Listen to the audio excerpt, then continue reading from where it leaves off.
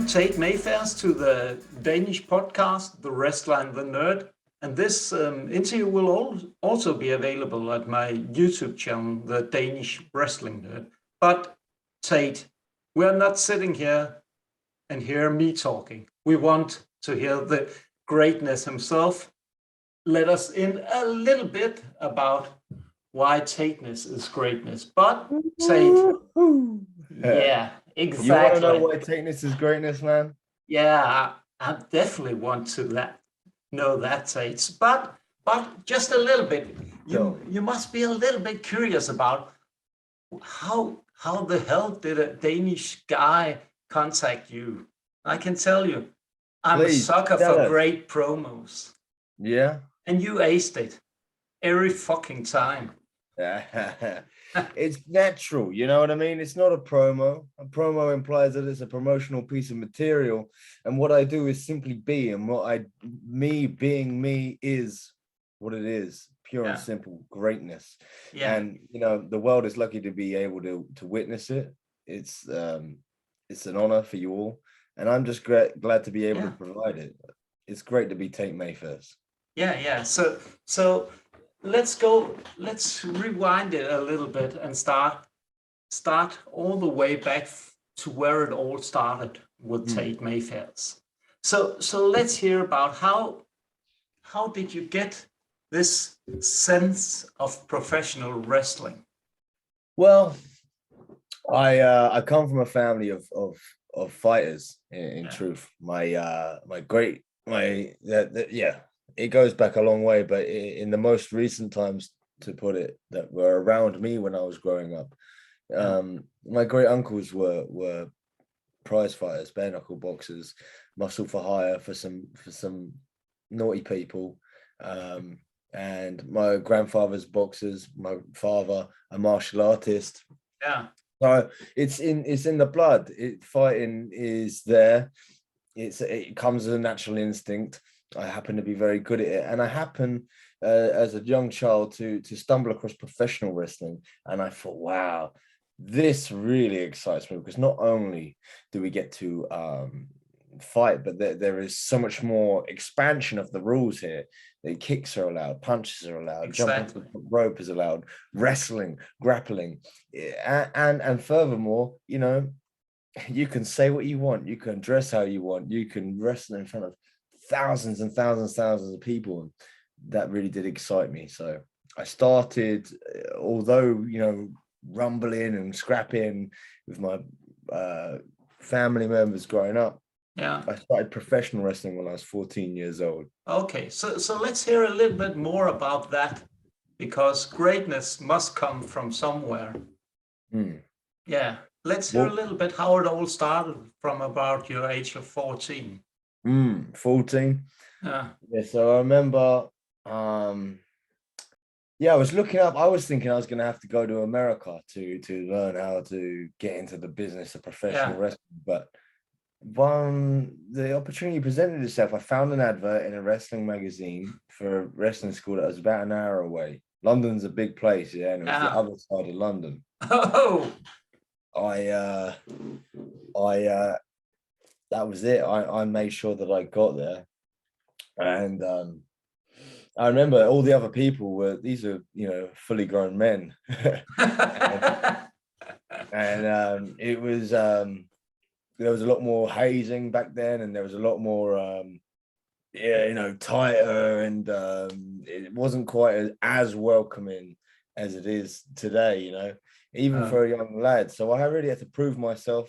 And I had to get in there, and I had to, like, there was no holding back. I had to fight against grown men, shoot fighting, shoot wrestling.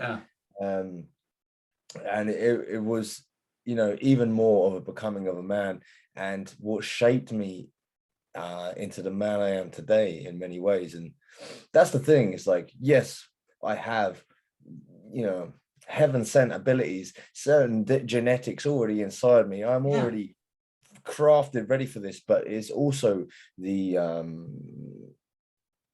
pressure of life, the molding of a man that also brings out the greatness within inside us all, and that is the humble beginnings of Tate Mayfairs. what could probably say, Tate, that you're the great package?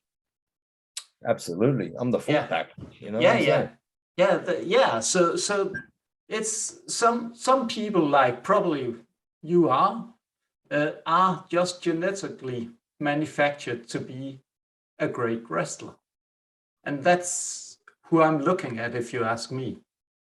You know, some people would say that in professional wrestling, Yeah, like that they had to be 6'5", seven yeah, foot, 300 pounds. But I disagree. I disagree. When you look at the world of boxing as another yeah, exactly. fighting art Yeah, form, um, Mike Tyson was a small heavyweight. You know, yeah, but Muhammad he Ali kicked. wasn't a massive heavyweight in No, comparison to the others. The the yeah, the, the thing is skill and tenacity, and that is something that I have in abundance. I'm 6 foot, 6'1", 190 yes, pounds to 200 pounds, depending on what I'm going for at that particular time of the year. And I get in there, and I believe I am the optimum size, strength, and athletic contribution of skills and abilities to be the best professional wrestler to ever walk planet Earth. yeah, And and you will walk properly everywhere. So take just to take it a little bit back again to what to you're 14 now. You're continuing to develop yes. as a wrestler. What's the stepping stones from there to where you are today? Just take us through some of the key moments in your career. Well, so I like I said, I took to it like I took to it like a duck to water, they say in England. It was Yeah, natural for me. It was very easy. yeah, I picked it up like this. Not just the fighting abilities that were already inside of me, but the abilities to navigate the ring in terms of, flying and hitting the ropes and the grappling side, which is not something that there was even more to understand about a yeah, professional grapple rather than just scrap about. Um, yeah. It's not like so fighting in the schoolyard or something like that. no, yeah, there's a bit more.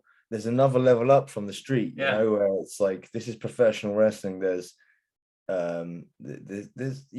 there are there's timing and there's skills and there's techniques involved to compete at this level. exactly. Um, um, so I continued and I took to it like a duck to water. Like I say, I picked up these skills very well, very quickly. I had opportunities early on. I was doing Okay. matches. I think my first match was actually Yeah. 2 weeks into it. Let's hear a Two little weeks. bit about your first match, Tate.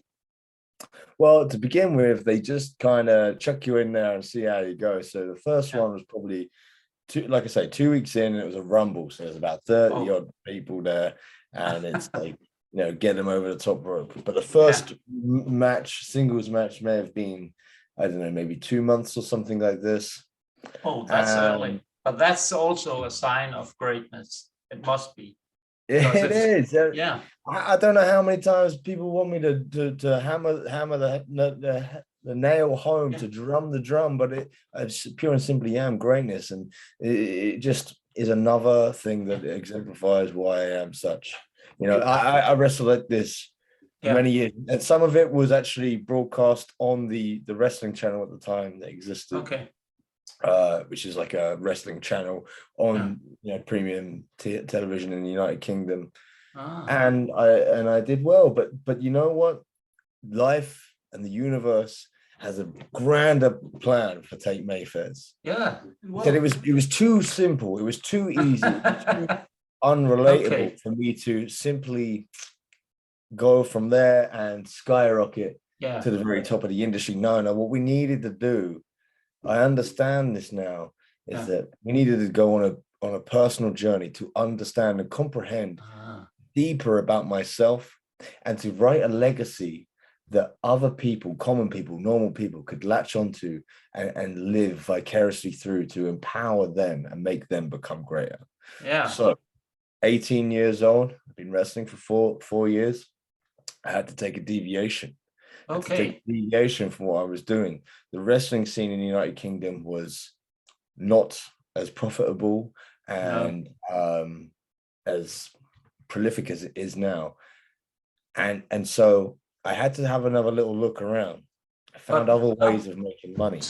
Tate probably also, I think probably they were not ready for you at that time. There were not. There's many things. The world is a perfectly designed organism. It is majestic in its design, and it was what was meant to happen was I was meant to step away from professional wrestling. Okay. But I continue to fight and I continue to get involved in other things and ways to make money and ways to expand my knowledge of the universe and the world. I traveled around the world. I traveled and I did business and I explored and I performed and I understood more about my body, the world, about combat sports, about business. And I came back and once again picked it up, boom, no problems. And I've then been the back rocket for another 4 years. and I am, if you go on the internet and type it in, the greatest professional wrestler to ever walk planet Earth, you see a picture of me. And that's a fact. You can do it right now. Or your listeners can do it right, pause it and do it right now. Whatever they want. The greatest professional wrestler to ever walk planet Earth, me. And let me tell you, I can let you in on a little secret there. I have already done it. So yeah. And what do you see? The man I'm looking at right now, actually. Absolutely. So Tate, the rocket really launched from until when you picked up professional wrestling again and went from there to where you are now. Are you asking what was the key moments from when I returned back to professional wrestling? Exactly. Oh God, man, that's hard to put down into a few points, but the most important was the first one. I had my, I was thinking, God, it would be good to go back to professional wrestling. I felt the calling back, and I thought now it might be the time to get back in front of the masses and let them in on who I am. And like I say, lead by example and make the world a greater place. And I was contacted by one of the men who used to train me. Yeah. Okay. Charmin Don Charles. Yeah. Barry Columbus. And he said, I believe it's time. I think you're going to come back. If you want to, you can. Oh. And my dear friend Sid Scala as well. He opened up the door and he said, come on down. So I did. Came down. I did my first one there. Of course, like I say, ducked the water. And I remember leaving that session, and on my way back to my place and just having the cheesiest grin ear to ear. Exactly. And I couldn't let it go. I couldn't let it go. I tried to, but I couldn't. And it hurt. It hurt so much. I was smiling. And I knew at that moment, maybe I need to give this a bit more attention. Maybe we need to come back. Then I also remember being at the Royal Albert Hall. Oh. And the WWE did a show with a bunch of UK wrestlers. Yeah. At the Royal Albert Hall. It's a prestigious venue here in the United Kingdom. Yeah, it's the place to be, actually, more or less. And I remember they gave me complimentary ringside seats. If you go back and watch, you can see me in the front row. Yeah. And Triple H came out, Johnny Saint, British wrestling legend, came out, and they said, we are starting a United Kingdom brand, a British brand of the WWE, and we're starting it right now. And I was like, okay, that's my final sign. Yeah. Here I come. That's my beacon. Yeah. Yeah, exactly. So yeah, that was the initial bits where I was like, okay, and we're back, and many great matches and things in the 4 years since. But if you should pick out 3 matches from when you started back in professional wrestling until now, the 3 most important matches for you, the ones where you have showed most greatness, or 3 typical Tate Mayfair matches.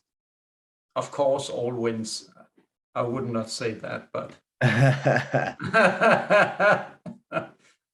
Well, I'd say every match is fantastic that I'm in. You know what I mean?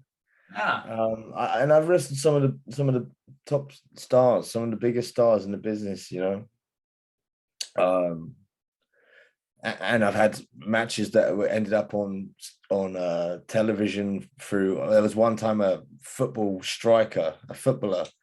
yeah. James Norwood, tried to get involved in one of my matches, and I gave him a smack, and it ended up on Soccer AM, Sky Okay. Sport News.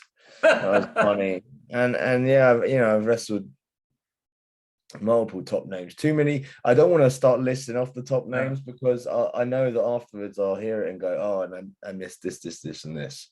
And the point is none of those names are more important than my name, so they don't even deserve the credit. But No, not at all. ones that have also helped as stepping stones to be like, okay, and now I've learned something from what you've done there, and I now am even better now from having fought you.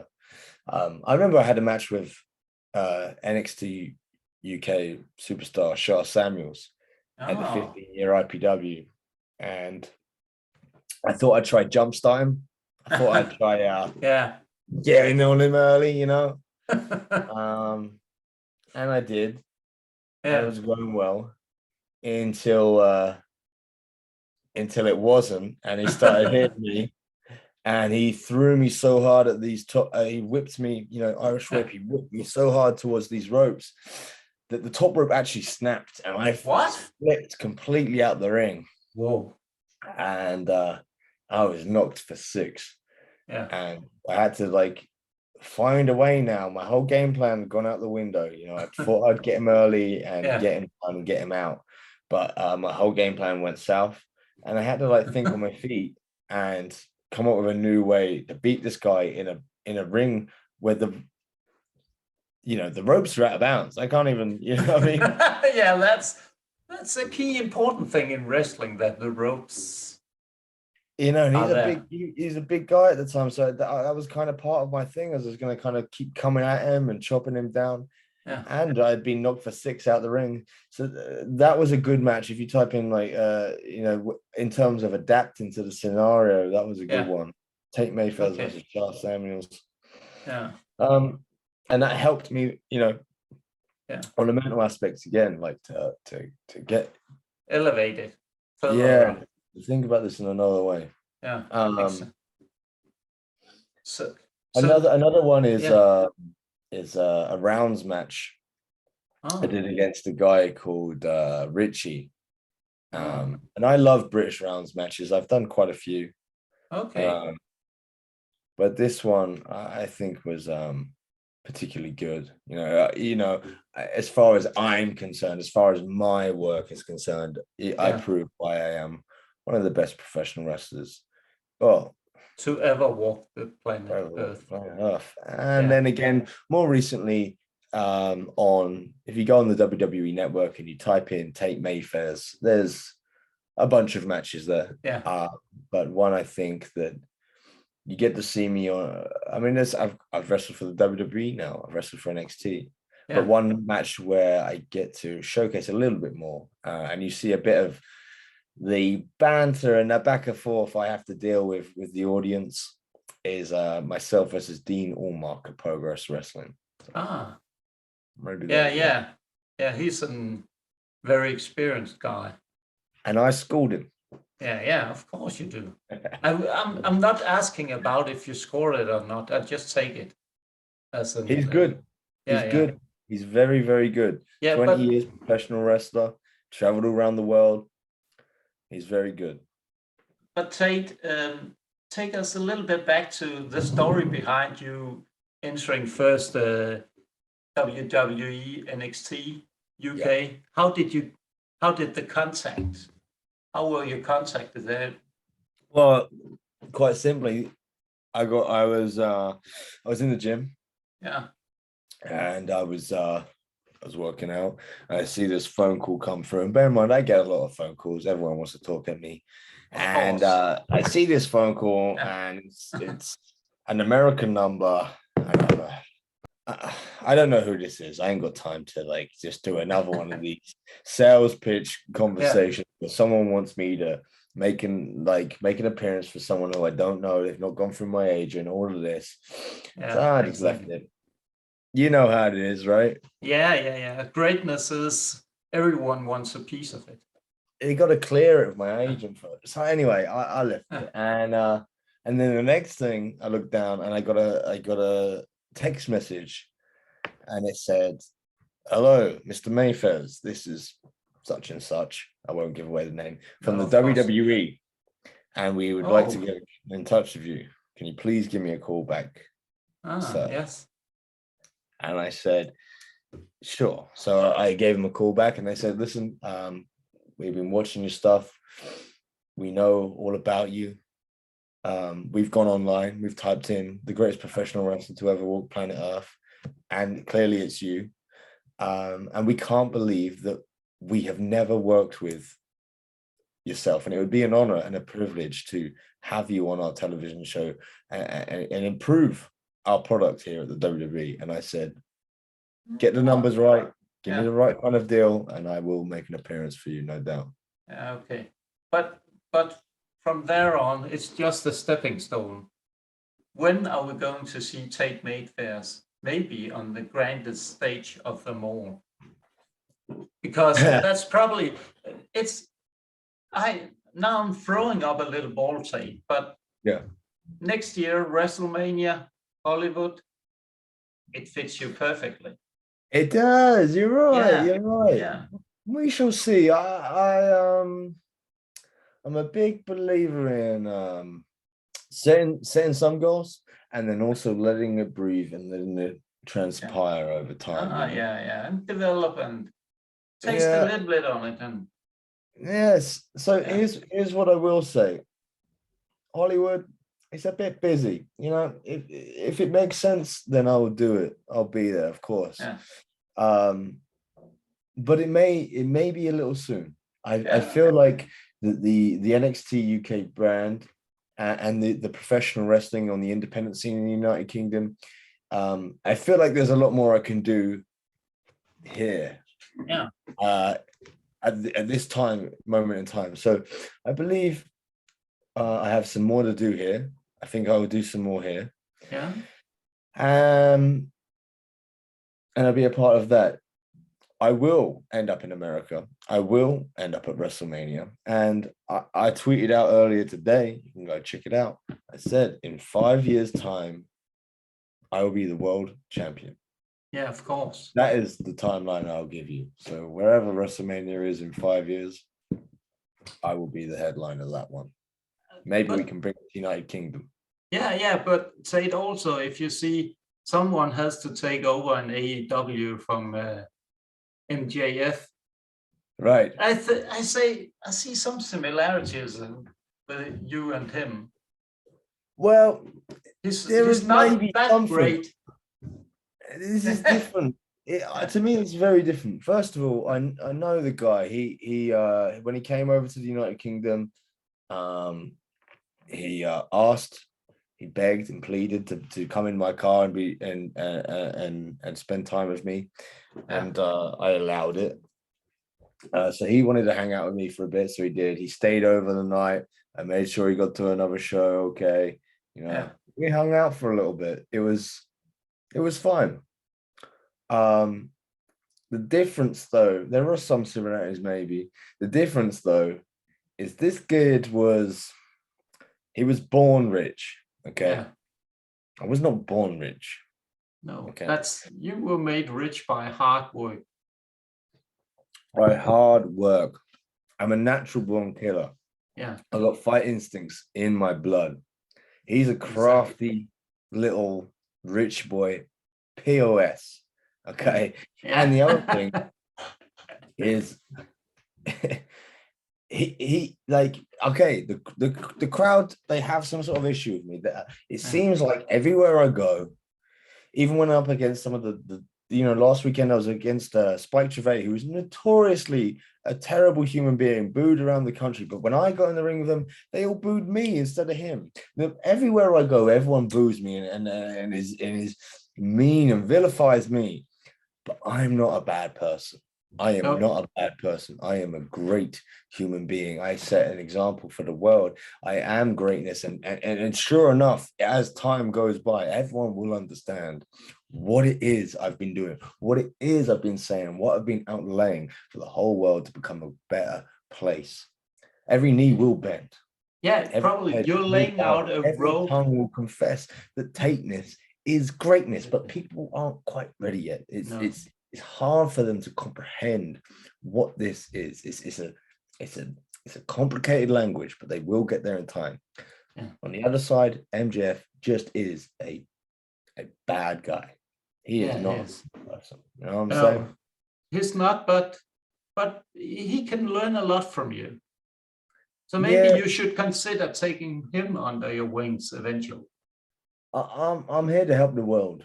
I'm here to make the world a better place. You know, if he is willing to continue to be polite and show me enough respect, MJF polite? Maybe in another lifetime, Tate, probably. We shall see. But AEW, WWE, New Japan, the British wrestling scene, Mexico, the Rings of Saturn, wherever it is, that offers me the most amount of money, and the most amount of opportunity to spread my message, then I will be there. Money makes the world go around. It does. Look exactly. Yeah, exactly. Style and profile. But Tate, it's such a pleasure talking to you, and I feel like I understand a little bit about the greatness. Yeah. Probably I'll see you like a prophet preaching the right way of professional wrestling, you could say. A prophet of professional wrestling. That's it. Yeah. Listen, and just like I said about my journey, it's written in the stars. It is greater. It's grand design. It's a perfect design. Yeah. I am the prodigal son. Yeah. I am a prophet to the planet. Yes. These people, they come along once in a millennia. Yeah. Once in a millennia. Look through the annals of history of time. And there is one man in every generation who comes and preaches the way. I am that man. I happen to be born I happen to be born in the gritty parts of West London. I happen to be self-made. I happen to be a fighter born into a family of fighters with genetics this way. Path has been carved out before me, before the beginning of time, that I would come here to this planet at this time to live this life and to show you all the way.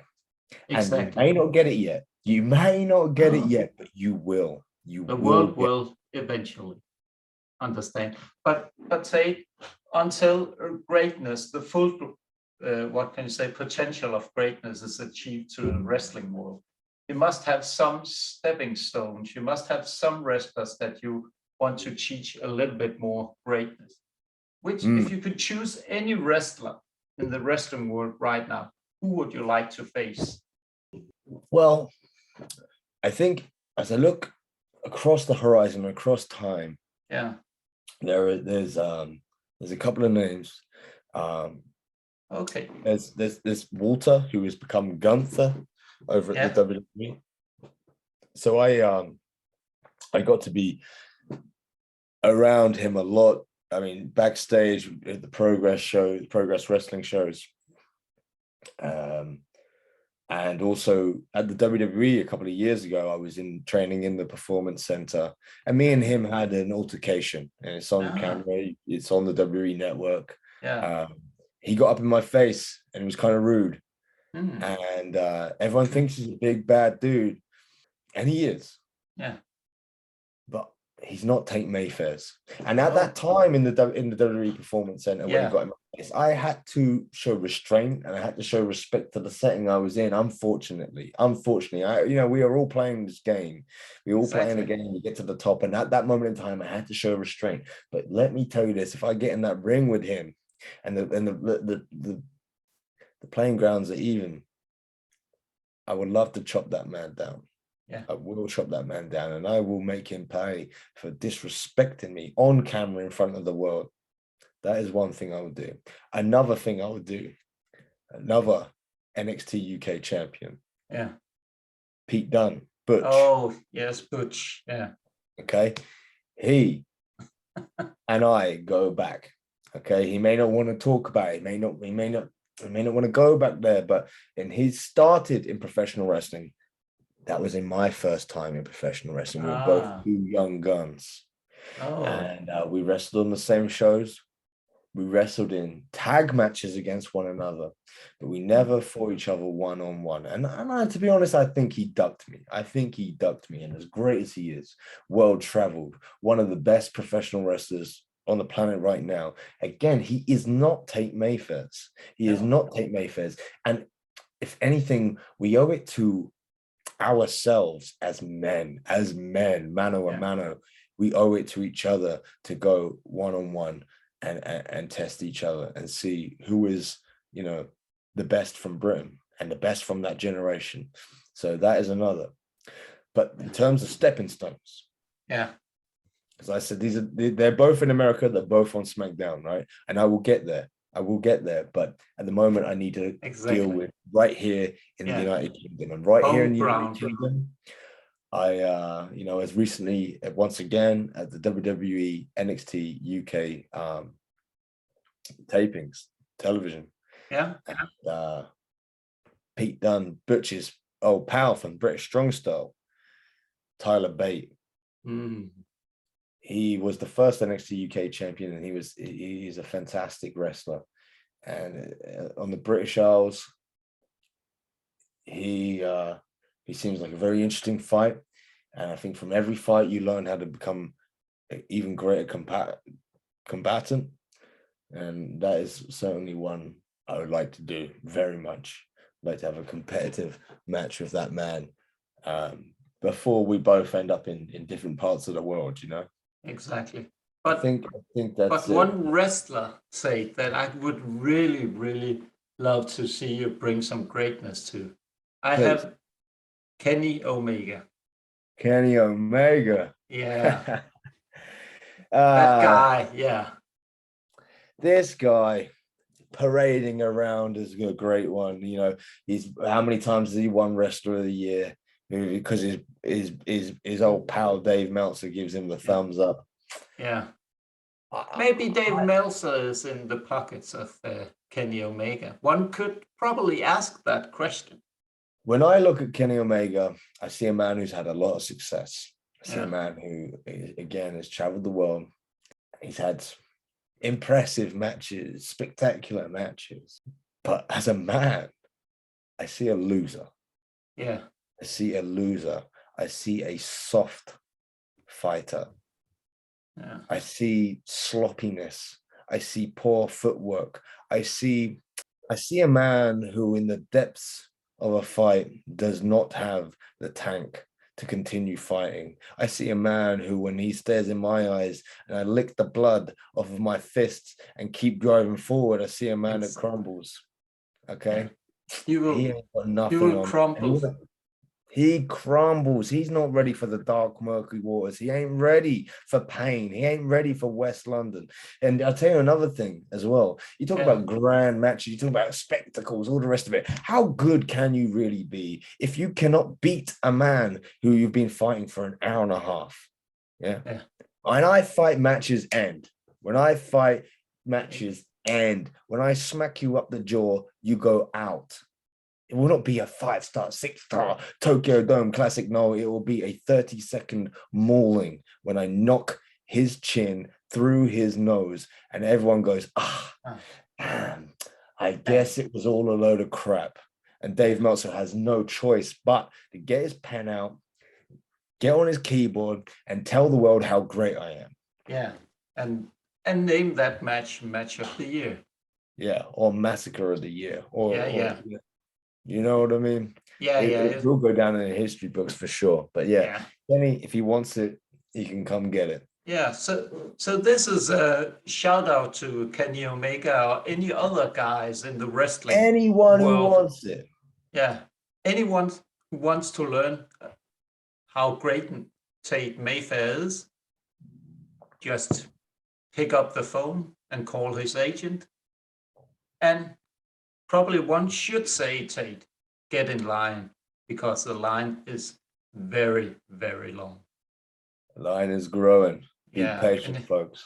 Yeah. So Tate, it's been a pleasure talking to you. And I feel like, well, we must do this again, because I think I'm not finished with the Tate Mayfair. I just think in this interview, I got a little glimpse of who you are. Just a little, you gave away a little bit of you, Yeah. but it's a pleasure. I feel this great chemistry between us. I understand the greatness, or at least some of it, but in time, I think when I'm ready to take the next step. That's it. Yeah. That's it. It takes time. You cannot digest it all in one mouth, in one piece, in one sitting. But you will. And there is more of the story to write. And I look forward to writing it and sharing it all with you. Yeah, perfect. Thank you so much, Tate Mayfair, for this interview. It's been the pleasure was all mine. Absolutely. Yeah. You're welcome. It's been fun to be here, and of course we will catch up down the road, because I have many great things to do and show the world. So we shall be here again, and we shall see what has developed. Tateness is greatness.